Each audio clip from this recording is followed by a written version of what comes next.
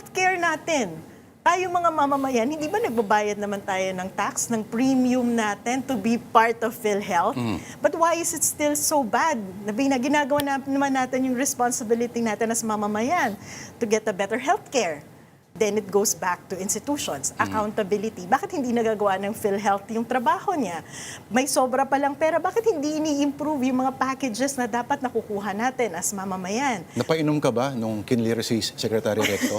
Ine-expect ko na yun. Ine-expect ko na yun kasi nilagay nila sa batas eh. But you know, what is sad is institution, politics, government. Kasi tayo mga mamamayan, ginawa natin yung part natin to pay the premium para patakbuhin ng PhilHealth. The other story, gobyerno ang hindi nagbabayad ng counterpart niya sa PhilHealth para makuha natin what we should be getting from PhilHealth. So sino ang nag-fail doon sa healthcare system? It's not us, it's not the taxpayer, it's the government. Pahirapan pa. Ang lungkot ng kwento, Pag di sa ba? coverage, pahirapan pa talaga. Alam mo, Lord, yan talaga yung classic eh.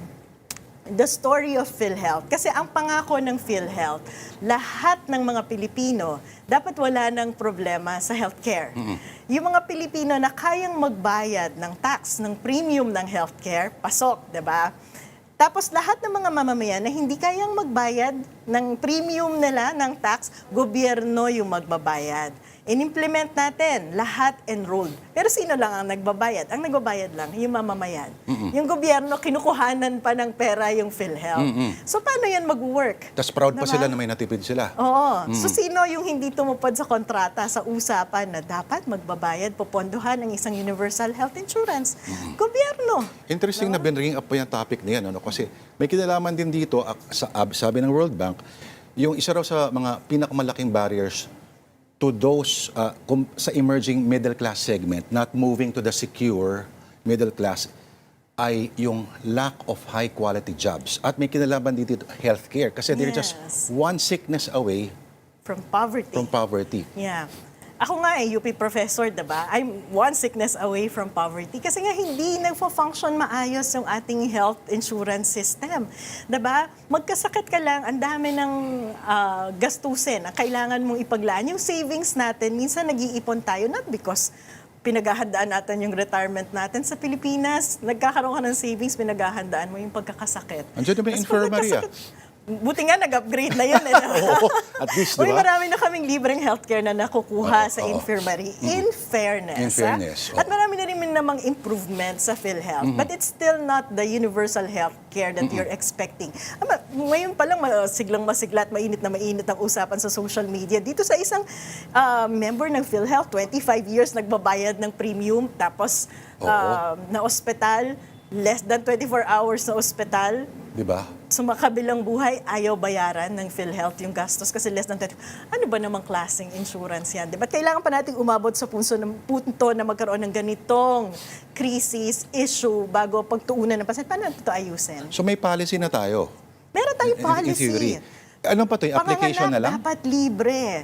It's the operationalization. Babalik ka doon sa, okay, paano ba ano ba yung mga pondo na dapat nilalaan sa PhilHealth so that we get all the services that we need?